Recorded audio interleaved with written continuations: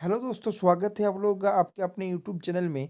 तो दोस्तों, आज हम लोग क्या बात करेंगे? आज हम लोग आकांक्षा फट्टी के कुछ महत्वपूर्ण क्वेश्चन के बारे में बात करेंगे और साथ ही साथ जैक बोर्ड का आप लोगों का एग्ज़ाम भी है। आप लोगों को पता है जैक बोर्ड का एग्ज़ाम 8 तारीख से शुरू हो रहा है और आकांक्षा फट्टी का एग्ज़ाम जो है वो 3 मार्च को आप लोगों को आकांक्षा फट्टी का एडमिट 3 एग्ज़ाम होने वाला है और कल कल यानी 3 फरवरी 3 फरवरी को आप लोगों का एडमिट कार्ड भी जारी कर दिया है जैक ने। तो दोस्तों, आप लोगों को तैयारी ज़ोरों-शोरों से करना चाहिए। इसीलिए हम ऐसे क्वेश्चन लाए हैं कि आप लोगों को आकांक्षा 40 का भी तैयारी हो जाए और साथ ही साथ बोर्ड का भी तैयारी हो जाए। तो आप लोगों को पता ही होगा कि आकांक्षा 40 झारखंड बोर्ड के लिए एक वरदान साबित है, जिसमें आप लोगों को रांची में फ्री पढ़ाया और हॉस्टल का सुविधा दिया जाता है। तो आप लोग हर एक चैप्टर से आप लोगों को मैं इम्पोर्टेंट क्वेश्चन देता रहूँगा। जैसे आज के चैप्टर का नाम है रासायनिक अभिक्रिया एवं समीकरण, ठीक है ना? आज का चैप्टर रासायनिक अभिक्रिया एवं समीकरण से कुछ महत्वपूर्ण क्वेश्चन आप लोगों को हम दे दे रहे हैं।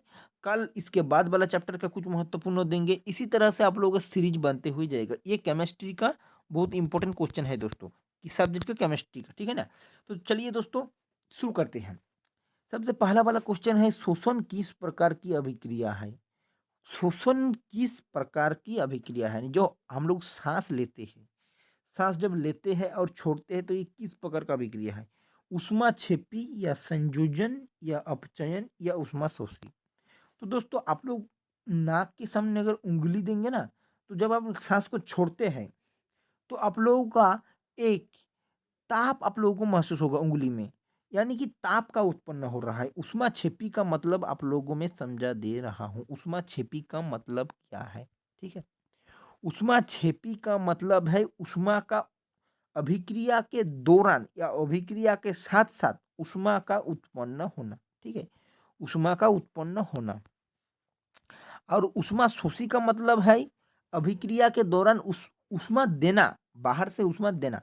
तो ये शोषण किस प्रकार की अभिक्रिया है? तो ये ऊष्माक्षेपी अभिक्रिया है। ऊष्माक्षेपी क्यों अभिक्रिया है? क्योंकि इसमें उत्पन्न अभिक्रिया के दौरान उ उ ऊष्मा का उत्पन्न होता है। आप लोग साँस जब छोड़ते हैं तब आप लोगों को ऊष्मा थोड़ा उत्पन्न होता है, ठीक है ना? इसलिए ये ऊष्माक्षेपी अभिक्रिया है। तो चलिए दोस्तों, 2 नंबर क्वेश्चन को देखते हैं। चलिए दोस्तों, आगे बढ़ते हैं। आगे क्या है कि 2 नंबर क्वेश्चन है, फेरस सल्फेट क्रिस्टल का रंग क्या होता है? देखिए दोस्तों, फेरस सल्फेट क्रिस्टल जो है ये एक क्या है, यौगिक है।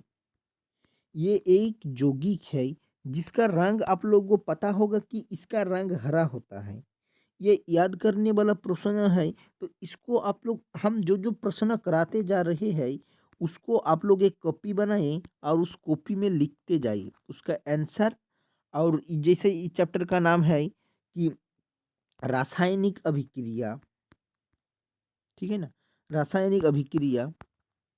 तो इस चैप्टर को भी पहले लिख लीजिए कि इस चैप्टर के हम उस चैप्टर के सबसे महत्वपूर्ण क्वेश्चन को ही ला रहे हैं जो आपके लिए एकदम हम उठा के लाए हैं, रासायनिक अभिक्रिया एवं समीकरण, ठीक है ना? तो दोस्तों, ये सबसे इम्पोर्टेंट क्वेश्चन की हम लोग कुछ क्वेश्चन तैयार करके लाए हैं, तो इसका सही आंसर हरा हो जाएगा। इसको आप लोग याद करिएगा और क्वेश्चन को आप लोग साथ-साथ कॉपी में लिखते जाइएगा। चलिए आगे बढ़ते हैं। आगे क्या है, शाक सब्जियों को विघटित क कंपोस्ट बनाना किस अभिक्रिया का उदाहरण है? शाक सब्जियों को जो विघटित कंपोस्ट हम लोग बनाते हैं, तो ये किस अभिक्रिया का अभिक्रिया है? देखिए तो सब साग-सब्ज़ी जब विघटित हो जाता है ना, तो आप लोगों का, अगर आप लोग उस विघटन को अब हाथ से उठाते हैं, कभी आप लोग गए हैं जिसमें विघटन सब रहता है, तो अगर हाथ से उठाते हैं तो नीचे आप लोगों को कुछ गर्म महसूस होगा, यानी ऊष्मा का उत्पन्न हो रहा है। इसलिए इसका सही आंसर हो जाएगा ऊष्माक्षेपी अभिक्रिया। 3 का सही आंसर हो जाएगा ऊष्माक्षेपी। साग-सब्ज़ी को विघटन होकर कंपोस्ट बनना किस अभिक्रिया का उदाहरण? यानी विघटन यानी आप लोगों का डाइजेस्ट हो जाता है, साग-सब्ज़ी जब विघटित हो जाता है, सड़-गल जाता है, तो ये ऊष्मा का उत्पन्न करता है। ऊष्मा तो इसमें कोई देता नहीं है, ये भी नहीं होगा, उभयगामी भी नहीं होगा और प्रतिस्थापन भी अभिक्रिया भी नहीं होगा, क्योंकि इसमें कोई यौगिक नहीं है। तो इसका सही आंसर हो जाएगा ऊष्माक्षेपी अभिक्रिया, क्योंकि विघटन के दौरान ऊष्मा का उत्पन्न होता है, ठीक है ना। चलिए आगे बढ़ते हैं। आगे देखिए, आगे जो है आप लोगों का लाल तप्त आयरन पर जल वाष्प प्रवाहित करने पर कौन सा यौगिक प्राप्त होता है? आयरन यानी लाल तप्त आयरन यानी गर्म आयरन, गर्म लोहा पर अगर जल वाष्प हम लोग प्रवाहित करेंगे, जल वाष्प अगर हम लोग प्रवाहित करेंगे तो कौन सा यौगिक प्राप्त होता है, ये हम लोग क्वेश्चन पूछा है। इसका सही आंसर हो जाएगा Fe2O3। दोस्तों ये जो क्वेश्चन है, ये क्वेश्चन आप लोगों को समझाने के लिए कम से कम हम 10 से 15 मिनट का सही टाइम लगेगा और इसको समझाने के लिए बहुत सारा कंसेप्ट की ज़रूरत है, बहुत सारा। तो इसको हम लोग सेपरेट, इसी क्वेश्चन को हम लोग एक सेपरेट वीडियो में समझेंगे। इसके बाद वाला वीडियो या जब हमको वक्त मिलेगा तो आप लोगों को सेपरेट एकदम समझा देंगे 10 से 15 मिनट देके कि यौगिक समीकरण करना होगा कि इसमें ये जाएगा, इसे आप लोग फुल एकदम कॉन्सेप्ट से समझाएंगे। चलिए अब आगे बढ़ते हैं।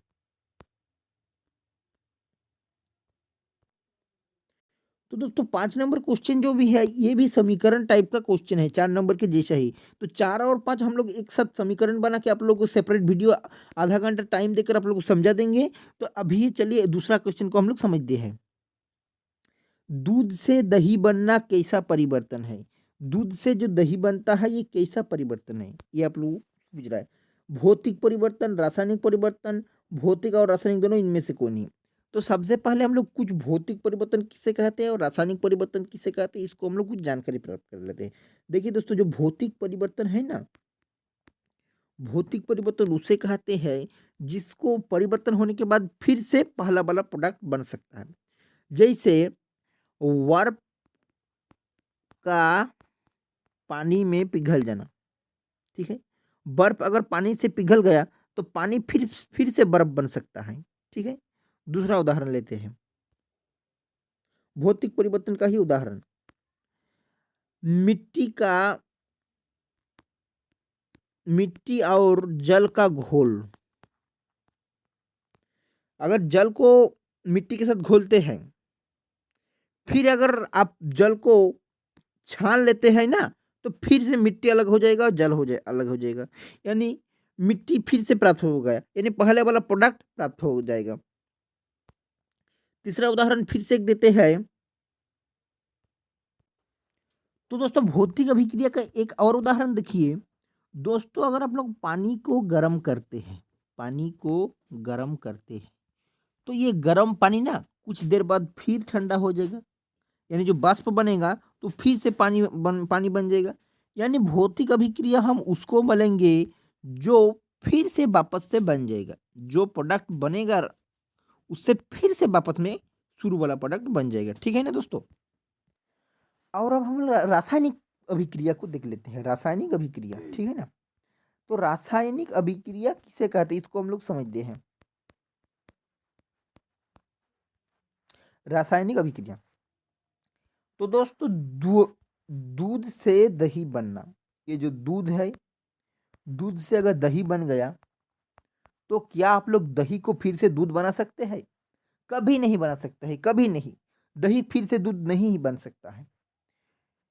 जो दो प्रोडक्ट बन जाएगा, प्रोडक्ट अगर फिर से पहला बार प्रोडक्ट नहीं बनेगा, उसको हम लोग रासायनिक अभिक्रिया बोलेंगे, ठीक है। समझ गए? समझ गए तो वीडियो को जरूर लाइक करें और चैनल को जरूर सब्सक्राइब करें इसी तरह का वीडियो पाने के लिए। रासायनिक अभिक्रिया का फिर से एक उदाहरण लेते हैं। जैसे मान लीजिए सब्जी का जो छिलका है, सब्जी का जो छिलका है वो अगर हम लोग ई कंपोस्ट बन जाता है, कंपोस्ट, यानी जब कंपोस्ट बन जाता है तो वो कंपोस्ट फिर से क्या सब्जी बन सकता है? नहीं, बिल्कुल नहीं बन सकता। तो ये भी एक रासायनिक अभिक्रिया है। तो चलिए अब आगे बढ़ते हैं।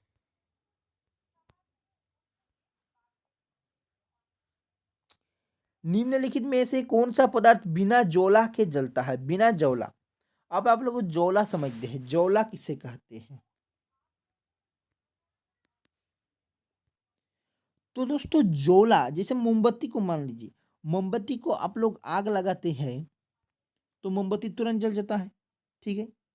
केरोसिन, केरोसिन को आग लगाते हैं तो केरोसिन भी तुरंत जल जाता है। मीथेन गैस को अगर आग लगाते हैं तो मीथेन गैस भी तुरंत जल जाता है, 1 सेकंड के अंदर जल जाता है। लेकिन आप लोग कोयला को अगर आग लगाएगा तो ये कुछ समय लगेगा, तब वो जलना शुरू करेगा। यानी मोमबत्ती, केरोसिन, मीथेन गैस, ये कौन सा पदार्थ है जो बिना जोला के जलता है? ये तो जोला लगता है, मोमबत्ती को जलने के लिए जोला लगता है। लेकिन जो कोयला है, कोयला को जलाने के लिए बिना जोला के जलता है, क्योंकि वो कुछ देर, अगर कोयला को अब तुरंत आग लगा देते हैं तो कोयला तुरंत नहीं जलेगा। लेकिन मोमबत्ती को आग लगा देते हैं तो मोमबत्ती तुरंत से जलने लगता है। केरोसिन को अगर आप लोग आग लगा देते तो केरोसिन तुरंत द से जल जाता है। मीथेन गैस को अगर आग लगा देते तो मीथेन गैस तुरंत द से जलता है। लेकिन कोयला को अगर आग लगा देते तो कोयला तुरंत नहीं जलता है, कुछ देर, 10 मिनट 15 मिनट के बाद वो जलना शुरू करता है। तो इसका सही आंसर हो जाएगा कोयला। जो कोयला है वो बिना जोला के जलता है। चलिए दोस्तों आगे बढ़ते हैं। आगे ये जो क्वेश्चन है, ये क्वेश्चन बहुत इंपॉर्टेंट क्वेश्चन है दोस्तों। इसको जब आप नोट में लिख रहे हैं कॉपी में, तो आप लोग क्या कीजिएगा, यहाँ पर इंपॉर्टेंट लिख लीजिए, क्योंकि ये क्वेश्चन एग्जाम में, आकांक्षा 40 के एग्जाम मान लीजिए या बोर्ड एग्जाम मान लीजिए, इसको आने का बहुत सारा चांस है, 50-50% चांस है कि ये क्वेश्चन आ सकता है। तो चलिए दोस्तों क्वेश्चन को देख लेते हैं। आलू चिप्स की थैली में कौन सा गैस भरी रहती है? आलू जो चिप्स है, यानी जो आप लोग लेस खाते हैं ना, लेस, कुरकुरे, तो इस थैली में कौन सा गैस भरी रहती है? तो इस थैली में दोस्तों आप लोगों को पता होगा कि नाइट्रोजन गैस भरी रहती है। नाइट्रोजन, नाइट्रोजन गैस क्यों भरी रहती है?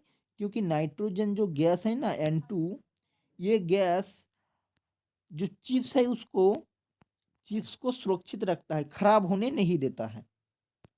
और ये बहुत हल्का गैस है, इसलिए भी इसको भरा जाता है। ऑक्सीजन नहीं आंसर, हीलियम भी नहीं, मीथेन भी नहीं, नाइट्रोजन इसका सही आंसर हो जाएगा। चलिए दोस्तों आगे बढ़ते हैं। सिल्वर क्लोराइड AgCl का रंग क्या होता है?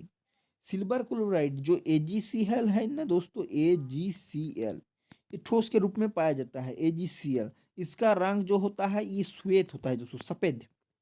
इसका सही आंसर हो जाएगा श्वेत। आगे बढ़ते हैं दोस्तों। जब मैग्नीशियम फीता को जलाया जाता है तो उत्पन्न आग की लो होती है। तो दोस्तों उत्पन्न आग की जो लो होगा वो क्या होगा? पीला होगा या चमकीली उजाला होगा या लाल होगा या नीली? तो इसका सही आंसर आप लोगों का हो जाएगा चमकीली उजाला। चमकीली उजाला, क्योंकि जो मैग्नीशियम फीता होता है ना, उसको जब हम ऑक्सीजन के उपस्थिति में जलाते हैं तो जो उत्पन्न आग की लो होता है ना, उत्पन्न आग की लो, ये चमकीली उजाला की तरह निकलता है। ठीक है ना? तो इसका सही आंसर हो जाएगा चमकीली उजाला। तो दोस्तों इसी तरह का क्वेश्चन पाने के लिए, इम्पोर्टेंट क्वेश्चन पाने के लिए चैनल को जरूर सब्सक्राइब कीजिए। आज आप लोगों को बताते हैं रासायनिक अभिक्रिया एवं समीकरण, जो आप लोगों के पहला चैप्टर है, जैक बोर्ड का सबसे पहला चैप्टर का 10 सबसे इम्पोर्टेंट, जो आप लोग पूरे NCERT को हम पढ़े, उसके बाद 10 सबसे इम्पोर्टेंट क्वेश्चन हम लाए, और 10 कल तक आप लोगों को आ जाएगा। ठीक है ना? तो इसी तरह का वीडियो आप लोगों को मिलते रहेगा। ये केमिस्ट्री का इम्पोर्टेंट क्वेश्चन है जो आकांक्षा 40 में एग्जाम में भी पूछा जाएगा, और आप लोग जैक के बोर्ड एग्जाम जो है उसी में उसके लिए भी बहुत इंपॉर्टेंट ये वीडियो है और ये क्वेश्चन है।